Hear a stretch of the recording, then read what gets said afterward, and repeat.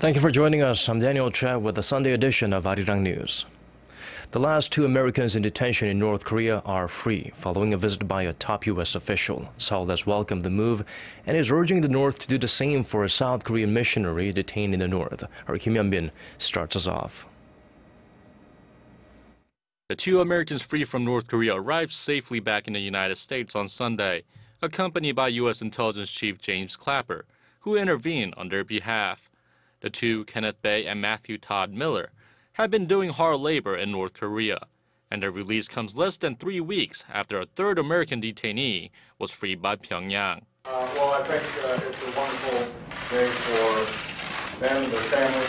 Obviously, we're very grateful for their safe return. Bae, a Korean-American missionary, was arrested in North Korea in November 2012 and sentenced to 15 years of hard labor for crimes against the state. Miller was reportedly tried on an espionage charge and had been in custody since April. The U.S. says Clapper's visit to North Korea was strictly for humanitarian purposes and does not signal a policy change toward a reclusive state. The release comes on the heels of a UN resolution highlighting Pyongyang's human rights violations and calling for referral to the International Criminal Court. North Korea has been on a diplomatic campaign to counter the move, but it is unclear why the communist state freed the two men at this point. The South Korean government welcomed the release of the two Americans, but urged Pyongyang to release a South Korean missionary who was detained in North Korea for spying last May. We want the North to release our missionary Kim Jong-uk on humanitarian grounds, and we want the North to actively respond to humanitarian issues between the two Koreas, including reunions for separated families. UN Secretary General Ban Ki-moon expressed his hope that the move would create positive momentum for improving relations for peace and security on the Korean Peninsula and beyond. Hyun-bin, Arirang News.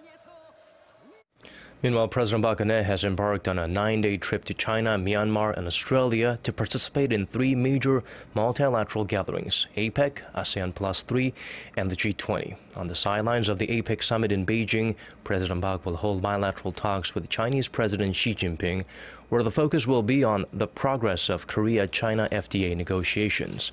The Korea-Australia Leaders Summit will also take place in Beijing, and it's expected that President Park will meet U.S. President Barack Obama there. In Myanmar, where she will attend the ASEAN Plus 3 summit, the Korean leader will seek to strengthen ties in meetings with her counterparts from India and New Zealand. Finally, while in Brisbane, Australia for the G20, President Park plans to ask the Saudi Crown Prince to support Korean firms seeking to participate in Saudi infrastructure construction. The Korean government has decided where it will send a team of medical volunteers who have signed up to join the global fight against Ebola. Our Hyun-bin has the details. The destination has been set. Seoul is sending its medical personnel to Sierra Leone to contribute to the global battle against the deadly Ebola epidemic. The Ministries of Foreign Affairs, Health and Defense said Sunday that an advance team of 12 officials from the 3 ministries will embark on a visit to the UK and Sierra Leone starting on November 13th to assess the situation for the medical team. The team, which will be made up of volunteer doctors, nurses, and military personnel, will be working at a British-led Ebola treatment center in the capital of Freetown. Before entering the country, they will participate in a week-long training program led by personnel at the center.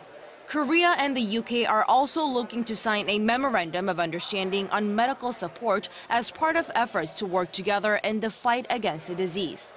Initially, the Korean government said it would dispatch a 10-member medical team, but that number is expected to rise.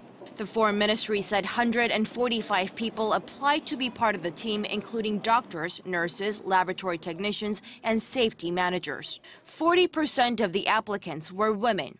The ministry said the final group will be chosen based on their level of expertise.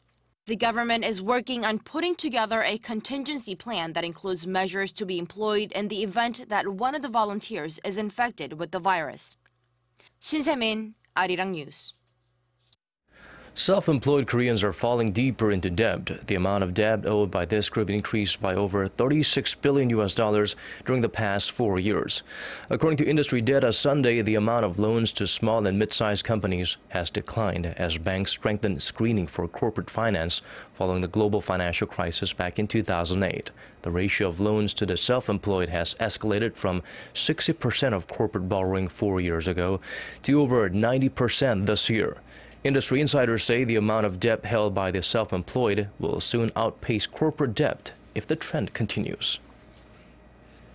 And it looks like low-income earners in Korea are more at risk for obesity than those with higher incomes. A recent report from the Ministry of Health and Welfare shows 34.7% of the poorest 25% of the Korean population was obese last year, compared to only 30.1% for the wealthiest 25%. Location was also a determining factor. 37% of people in rural areas were obese, while only 31.9% of urbanites were struggling with weight issues. Access to information on health, diet, and fitness programs are key factors that determine obesity between the rich and poor, according to the report. The ministry warns obesity is known to increase the risk of cervical, liver, and kidney cancers and other diseases. Local researchers are touting the development of what's called an aerospace reflector that stands to enhance Korea's status in the field of optical science technology. Our Paul Yi explains what exactly it does.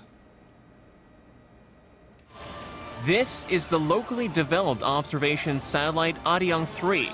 Its high-resolution optical camera can shoot images of land with a 0.7-meter resolution.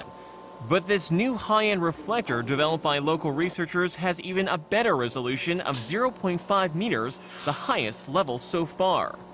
The aerospace reflector that measures 1 meter in diameter was created just 1 year after the country began production on a reflector with a precision down to 10 nanometers. In case of commercial satellites, there is hardly any that are bigger than 1 meter in diameter. We can say this is a world-class reflector. A reflector is a key part that defines the resolution of a satellite camera. The larger the diameter and the more detailed the spherical surface, the clearer image it can obtain. The team reduced its weight by 20% and the use of glass by a half in order to cut the cost of launching the satellite while increasing its mobility. It's also successfully passed environmental testing that proves it can withstand the extreme temperatures of space. From now on, all of the high-resolution satellite cameras could be made 100% domestically.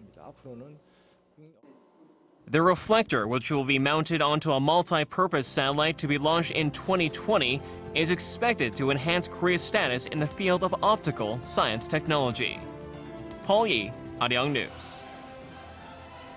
U.S. airstrikes destroyed a 10-vehicle Islamic State convoy near the Iraqi city of Mosul on Saturday, but it is still unclear whether the group's top commander Abu Bakr al-Baghdadi was in any of the targeted vehicles. The spokesman for the U.S. Central Command says the U.S. had reason to believe the convoy was carrying Islamic State leaders, but could not confirm if Baghdadi was on one of them. A Mosul morgue official says the bodies of 50 militants were brought in after the strikes. The Islamic State controls large chunks of Iraq and Syria. Earlier on Saturday, U.S. airstrikes hit a house where senior IS officers, possibly including Baghdadi, were meeting near the western Iraqi border town of Al-Qaim. Dozens of people were killed and wounded, but Baghdadi's fate was unclear. And at the APEC CEO Summit, Chinese President Xi Jinping sought to assure skeptics concerned about the Chinese economy that there is no reason to worry. The Chinese leader said the world's second-largest economy is experiencing a new normal of slow growth. He was responding to analysts' predictions that Beijing might fail to meet its growth target of about 7.5% this year for the first time in 15 years. Xi said China will continue to deepen its economic reform measures to transform its export-driven economy into one that relies more on domestic consumption and demand to avoid export-dependent external risks. The Chinese president also pledged to step up overseas capital investment and made a bold prediction that China's imports will surpass $10 trillion over the next 5 years. 63% of Americans now say they feel safer having a gun in their homes, which is nearly double the number from the year 2000. According to a Gallup poll asking Americans about their views on guns at homes, a growing majority of Americans now believe it is a safer choice. The percentage of Americans with firearms in their homes reached 51% early during the Clinton administration, dropped to 34% by the end, rose to 43% halfway through the presidency of George W. Bush, and has risen to the mid-40s during Barack Obama's 6 years in office. And now the weather. The mercury will rise 10 degrees during the day tomorrow after what is expected to be a chilly early morning. Expect lows of 4 degrees in Seoul and the surrounding areas. Cheolwon, which borders North Korea in Gangwon-do province, will dip down to as low as 2 degrees Celsius. Now let's check out the weather conditions elsewhere around the world.